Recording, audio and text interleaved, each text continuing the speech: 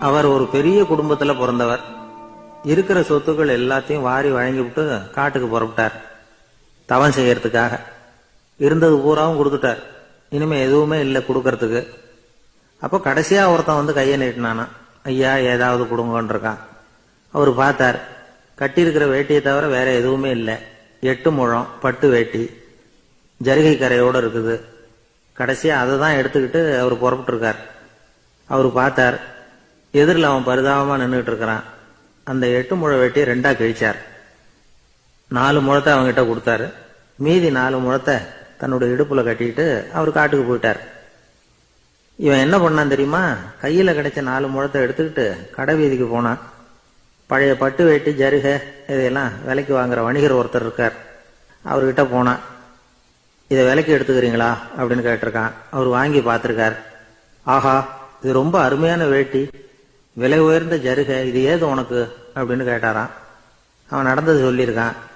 அப்படின்னா ஒன்று செய்ய, இந்த வேட்டியோட இன்னொரு பாதியையும் மெதுவாக வாங்கிட்டு வந்துரு, உனக்கு நிறைய பணம் தர்றேன் அப்படின்னாரான் அந்த வணிகர். இவன் கொஞ்சம் யோசனை பண்ணி பார்த்தான்.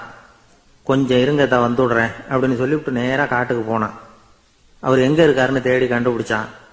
அவர் ஒரு இடத்துல தவக்கோலத்தில் இருக்கிறார். கட்டியிருந்த இடவேட்டியும் அவர் அறியாமல் நழுவி கீழே விழுந்து கிடக்குது. இவனுக்கு ரொம்ப வசதியா போச்சு. அவரை கேட்க வேண்டிய அவசியமே இல்லை. மெதுவா சத்தம் போடாம அடி மேல அடி வச்சு நெருங்கினான். அவர் கண்ணை மூடிக்கிட்டு அவர் பாட்டு நின்றுட்டு இருக்கிறார். இவன் மெதுவா போய் கீழே கிடந்த அந்த துணியை எடுத்துக்கிட்டு சத்தம் போடாம திரும்பி நடந்தான். ஒரு 2-3 அடி எடுத்து வச்சிருப்பான். அப்படி ஓட ஆரம்பிக்கிற சமயத்துல அவன் காலில் கீழே கிடந்த முள்ளு ஒண்ணு நறுக்குன்னு தச்சு விட்டுது. வலி தாங்க முடியாம அம்மான்னு கத்திருக்கான். இந்த சத்தத்தினால கண்ணை மூடி நின்றுகிட்டு இருந்த அவரோட தவம் கலைஞ்சது. மெல்ல கண்ணை திறந்து பார்க்கிறார். தன் இடையில இருந்த வேட்டி அவன் கையில இருக்கு. இப்ப அவர் நினைக்கிறார், என்ன நினைக்கிறார்னா, இந்த வேட்டி மீது நான் வைத்த ஆசை அல்லவா அவனை திருடனாக ஆக்கி விட்டது அப்படின்னு நினைச்சாராம். இந்த வேட்டி மேல நாம வச்ச ஆசை அவனை திருடும்படி ஆக்கி விட்டதே அப்படின்னு நினைச்சாராம். இது எப்பேற்பட்ட மனநிலை அப்படிங்கறத கொஞ்சம் யோசனை பண்ணி பாருங்க. தான் ஒரு பொருள் மேல வச்ச பற்று இன்னொரு மனிதன் திருடனாக ஆகிறதுக்கு காரணம் ஆயிட்டுதேன்னு நினைக்கிறார். அப்படி நினைச்ச அந்த பெரியவர் யார் தெரியுமா?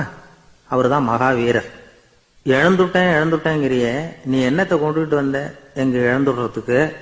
நீ என்னத்தை உண்டாக்குன இது அழிஞ்சுட்டுதுன்னு சொல்றதுக்கு? இதுதான் அவருடைய சிந்தனை.